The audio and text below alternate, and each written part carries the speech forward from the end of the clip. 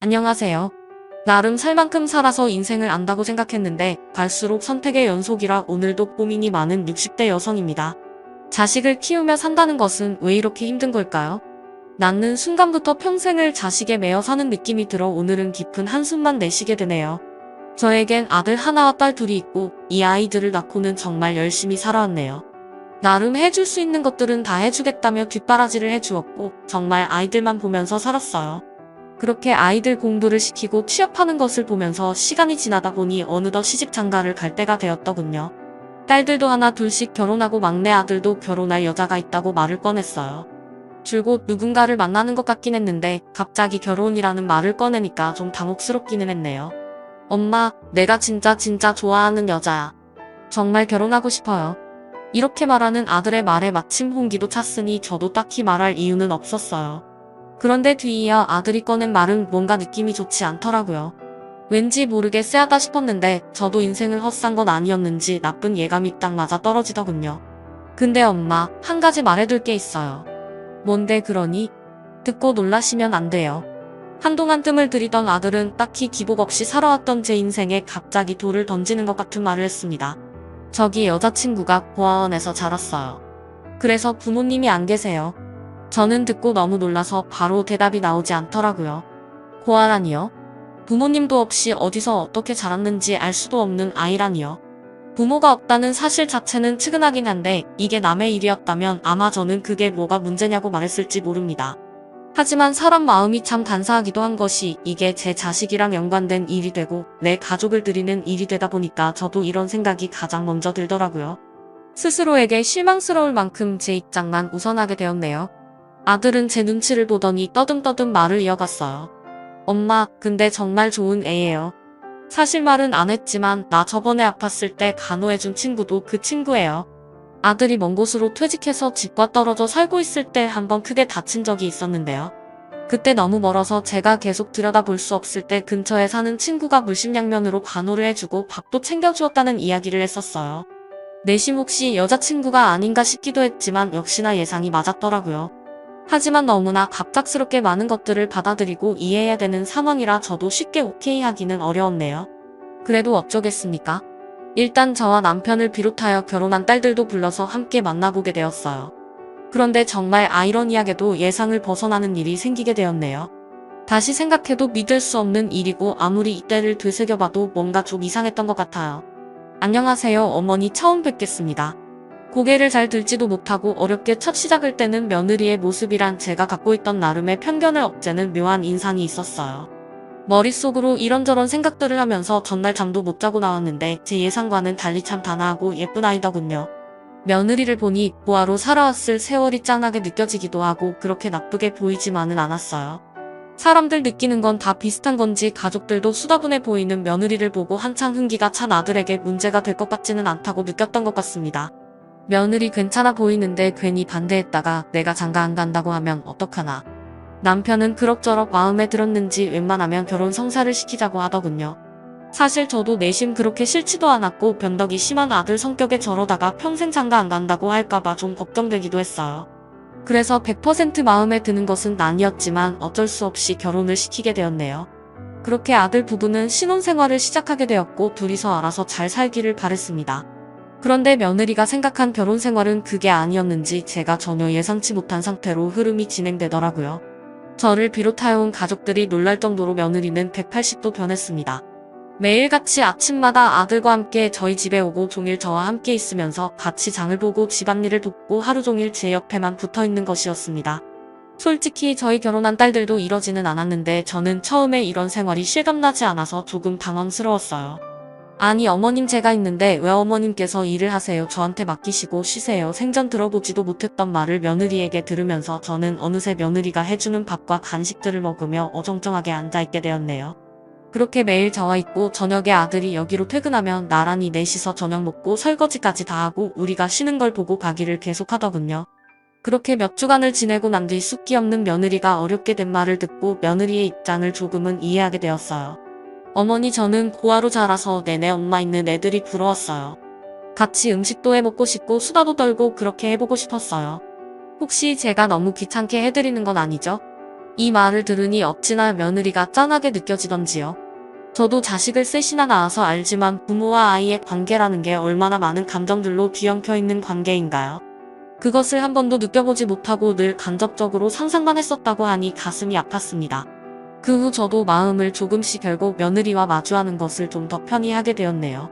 제 딸들과도 못해봤던 단둘이 영화 보러 다니는 일, 쇼핑하는 일까지 빠짐없이 따라다니는 며느리를 보니 저는 왠지 늦은 나이에 어린 친구가 생긴 것 같은 마음마저 들 정도였네요. 하도 같이 장 보러 다니고 매일 운동도 같이 다니고 하다 보니 동네 사람들이 막둥이 딸이 또 있던 거냐며 너스레를 끌더군요. 그렇게 금세 인연이 흘렀고 짧다면 짧고 길다면 긴 시간 서로 눈만 봐도 무슨 생각을 하는지 알 정도로 저와 며느리는 붙어서 지냈습니다. 참 세상 일이란 모르는 거죠. 이쯤 되면 살만하다 싶을 때 모든 것을 뒤엎어버리는 일들이 꼭 일어나는 것 같아요. 내가 감히 세상을 우습게 보냐고 야단을 쳤지 말이에요. 간단하게 말하자면 제 아들이 아주 큰 사고를 쳤다는 것입니다. 원래 감정 기복이 심하고 툭하면 변덕을 부려대서 곧잘 저와 남편의 속을 썩였어요. 그런데 이제 남인 며느리의 속까지 썩이게 되었네요. 남자가 되어서 결혼한 아내를 속썩인다는 것이 무슨 의미겠습니까? 바로 술과 여자에 빠져서 도통 헤어나오지를 못한다는 거였어요. 정말 내 아들이지만 너무 괘씸하고 한심해서 며느리를 볼 낯이 없더군요. 아들이 바람을 피우고 술만 진탕 먹고 다닌다는 사실을 무려 딸들의 제보로 알게 되었어요. 딸의 말을 듣고 나니 차라리 벼락을 맞는 게 나을 정도로 머리가 어지러지랬습니다. 엄마, 영환이 여자 만나고 다니는 거 알아? 뭐? 뭐라고? 아니 세상에 그게 무슨 해괴망측한 소리야? 아니 내가 얼마 전에 영환이 점심 사주려고 회사 앞에 갔는데 생판 처음 보는 어린 여자애랑 같이 있는 거야. 팔짱 끼고 아주 가관도 아니었어. 걔는 애가 왜 그러는지 듣자마자 옆에 있던 며느리의 눈치를 바로 살폈어요. 스피커폰으로 다 들리는 상황이었고 저는 두려운 눈으로 며느리를 보았는데 며느리가 고개를 바로 푹 숙이더군요. 매일 한 집에서 살고 있는 아내의 입장에서 솔직히 모를 리가 없어 보였어요. 저는 어렵게 말을 꺼냈습니다. 얘야, 너 알고 있었니? 네, 어머니. 하고 며느리는 끄덕거리며 눈물을 참더라고요. 저는 그때 하면 안 될 말을 며느리에게 해버리고 말았어요. 다시 생각해도 가슴을 치고 싶은 말입니다. 내가 야단 칠 테니까, 다시는 못 그러게 할 테니까, 내가 이번만 좀 참아주면 안 되겠니? 다시는 안 그럴 거야. 지금 생각하면 참 끔찍한 말인 것 같습니다.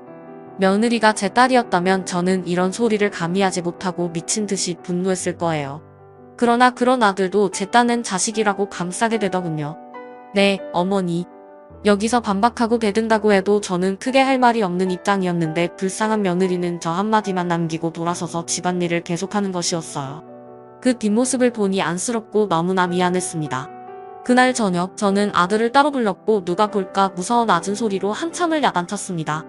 그런데 아들의 태도는 영 시원치 않았습니다. 아, 알았어. 엄마 좀 그만 말해요.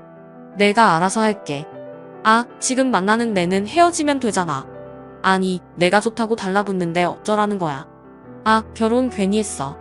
그 뒤에 나온 아들의 말은 너무 기가 차서 내가 낳은 자식이 맞는 건지 잘못 키운 나를 탓해야 하는 건가 싶을 정도로 한심했어요. 아니, 엄마 아빠한테 효도하려고 잠깐 가준 거 아니야. 그 정도면 착하고 예쁘고 딱 좋지 뭐. 아, 근데 나도 사람인데 질리는 걸 어떡해. 듣자 하니 내가 결혼시켜서는 안 될 자식을 시켰구나 싶어서 정말 하늘이 노래졌습니다. 기가 막힌 아들의 대답을 듣고도 몇 달간은 어찌어찌 둘의 생활은 이어져 갔지만 아들은 새 여자를 끊지 못하고 계속 밖으로 돌기만 하고 거기다 며느리에게 생활비를 한 푼도 주지 않았어요. 이 소식을 드문드문 듣고 있던 중 며느리로부터 전화가 걸려왔습니다. 어머니, 오늘은 제가 몸이 너무 안 좋아서 좀 쉬어도 될까요? 매일같이 집에 오던 며느리가 오늘은 집에 있겠다고 하는데 왠지 모르게 예감이 좋지 않아 그 길로 택시를 타고 가봤어요. 제 눈으로 본 광경은 과간도 아니었습니다. 아니, 눈을 뜨고 있는 자체가 수치스럽고 목이 메이더군요. 아들이 술김에 집에 있는 것들을 뭘 그렇게 다 깨부수고 집어던져놨는지 난장판이 되어 있었어요. 얼마나 울었던 건지 며느리의 눈은 퉁퉁 부어있고 제대로 뜨지도 못하더군요. 아무리 내가 배불러 낳고 귀하게 키웠던 아들이지만 더 이상은 참고 보기 힘들었어요. 아들은 도무지 바뀔 것 같지가 않았고 그렇다면 아무 잘못도 없이 이렇게 불쌍하게 있는 며느리를 계속해서 그렇게 붙들고 있는 것이 정말 죄가 될 것 같았습니다. 저는 일단 결단을 내리는 수밖에 없었어요. 큰맘 먹고 저는 며느리에게 통보를 했고 며느리는 그 말을 듣자마자 처음 들어보는 괴성을 지르며 울기 시작했어요. 우리 영환이랑 이혼해라. 유진아, 너도 내 인생 살아야지. 저 혼자서는 못 살아요. 어머님, 이렇게 엉망이 된 집에서 그런 남편과 살면서도 자기를 버리지 말라는 며느리의 울음소리에 정말 더는 안 되겠다는 생각이 들었어요. 며느리에게 정말 너무나 미안해서 당시 노자금으로 모으고 있었던 자금 중 그래도 나름 거금이었던 5천만 원을 찾아서 쥐어줬습니다. 그렇게 며느리의 손을 억지로 떼어내며 가족들 모두에게 상처만 남긴 일이 마무리된 것 같았네요. 이후 며느리는 몇 번이나 우리 집을 찾아오고 반찬을 갖다 놓고 했으나 이대로는 정말 아무것도 안 될 것 같아 호되게 야단을 쳐서 쫓아보냈어요. 너무 착한 아이였기에 더 가슴이 아팠고 저 역시 그대로 집으로 돌아와 아들 부부가 이혼하는 이런 상황이며 모든 것이 기가 막혀 몰래 얼마나 울었는지 모릅니다. 저만 힘든 것이 아니었는지 남편도 안 마시던 술을 마셔가면서 각자 방을 따로 쓰기도 하고 우리 집안 분위기는 점점 더 얼어붙어 갔네요. 아들은 여전히 밖으로 나더라 연락도 끊어버린 지 오래되었고 딸들도 저들 살기 바쁘다며 명절 때나 가끔 들여다보고 살았어요. 저는 나름 적지 않은 나이에 이런 풍파를 겪게 된 게 너무 기가 막히고 억울하기도 하고 우울증까지 찾아와서 여간 힘들게 아니었네요.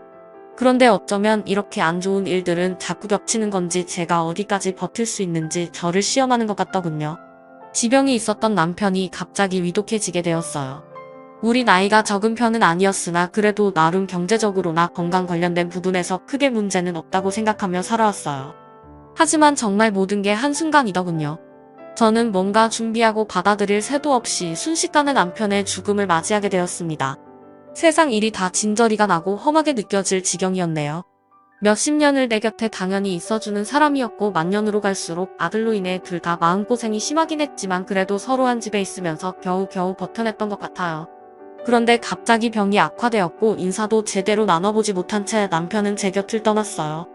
엄마 어떻게 된 거야? 아빠가 돌아가시다니. 뒤이어 병원으로 달려온 아들과 딸들을 보고 저는 그저 엉엉 울 수밖에 없었습니다.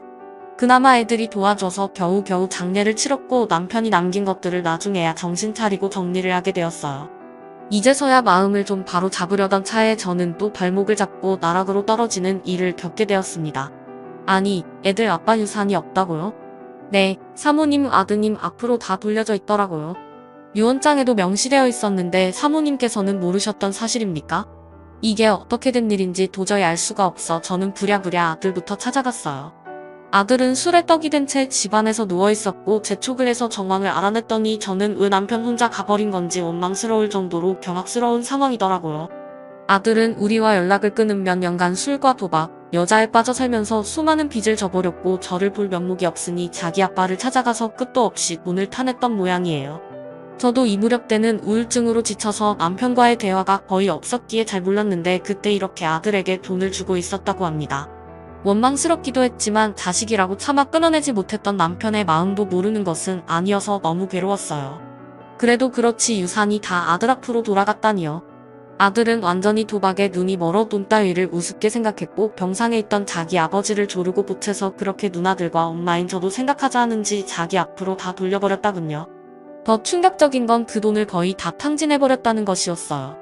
엄마 얼마 없어. 아니 나한테 남은 건 이제 없어요. 아니 다 써버렸다니까. 아들은 텅 빈 눈으로 저를 보며 그마저도 술로 망가져버린 혀로 말하더군요. 하루에 침에 저는 저와 남편이 살던 집까지 경매에 넘어가는 상황이 되었고 작은 단칸방에서 살아야 할 형편에 치닫게 되었어요. 나의 60을 바라보는 나이에 경제적으로 이렇게 바닥을 찍게 될 줄은 꿈에도 생각 좀 못했습니다. 피가 영유하는 것을 느끼며 정말 아들을 가만두지 않겠다는 생각을 하며 있었는데 충격적인 전화 한 통이 걸려왔어요. 이영원 씨 어머님 되십니까? 아들의 전화로 다른 사람의 목소리로 저를 찾는다니 예감이 너무 좋지 않았어요. 저는 이때 이미 너무 지쳐 있었고 서 있을 힘도 없는 상황이었는데 다음 내용을 듣고 그만 기절해버렸으나 봅니다. 옆집 이웃이 저를 발견해줘서 겨우 정신을 차렸으니까요. 아드님이 운명하셨습니다. 아들이 빌린 돈을 갚으러 왔던 사람들이 집에 찾아왔다가 하도 반응을 하지 않으니 문을 부수고 들어왔다가 아들의 유서와 마지막 모습을 발견했다는 것이었어요. 저는 이쯤 되니 미치지 않는 것이 이상할 것 같은 상황이었습니다.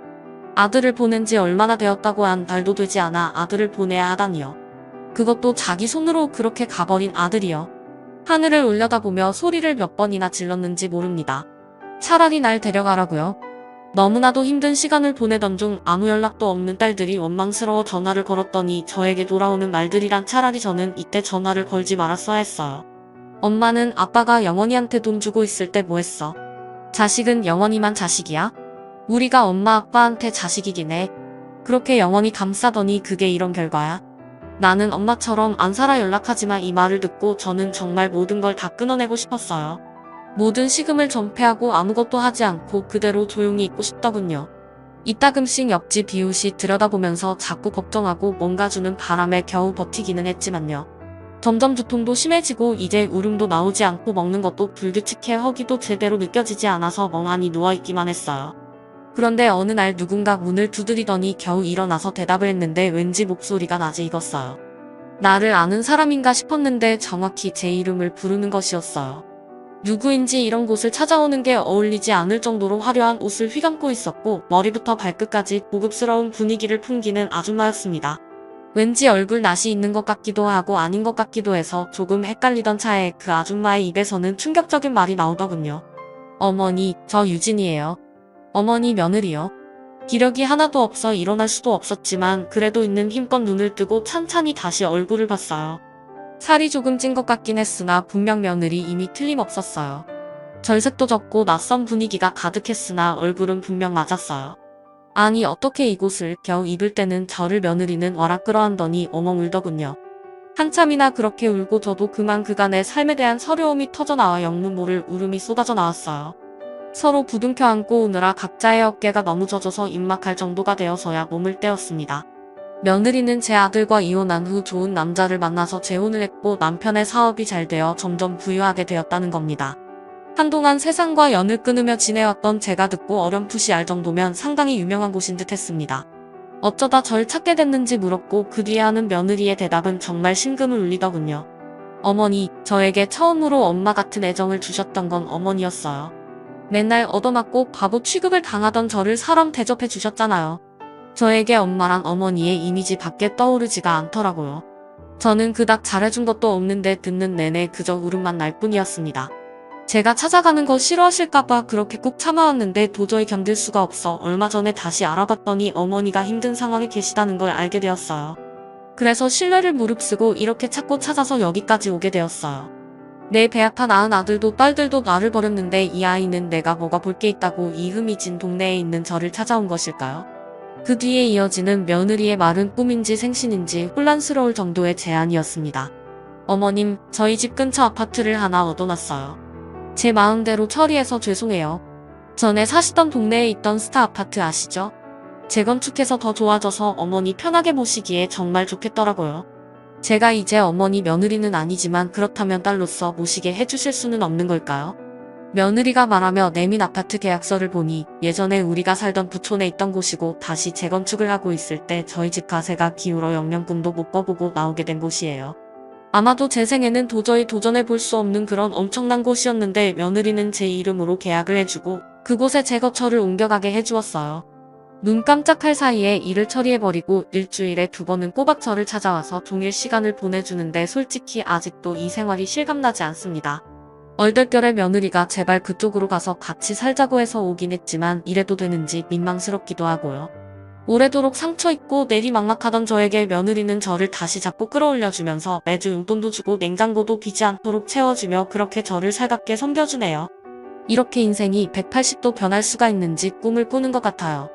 저를 기억해준 며느리와 시간을 보내는 게 너무 감사하고 감지덕지한데 이런 저에게 또 다른 새로운 먹구름이 드리워지려고 합니다. 저는 조금이라도 편히 지낼 수 없는 운명인 걸까요? 바로 엊그제 친딸들이 대체 이 상황을 어떻게 알고 찾아온 건지 이 근처에 살고 있어서 뭔 소식이라도 들었던 걸까요? 매몰차게 연락을 끊을 때는 언제고 나란히 저를 찾아왔더라고요.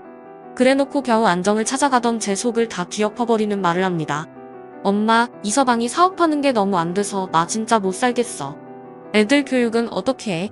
우리 거리에 나 앉게 생겼어 엄마. 혼자 이렇게 좋은 집 살면서 딸들 생각은 안 해. 어찌 갈수록 제 원망만 하더니 끝은 결국 돈 얘기더군요.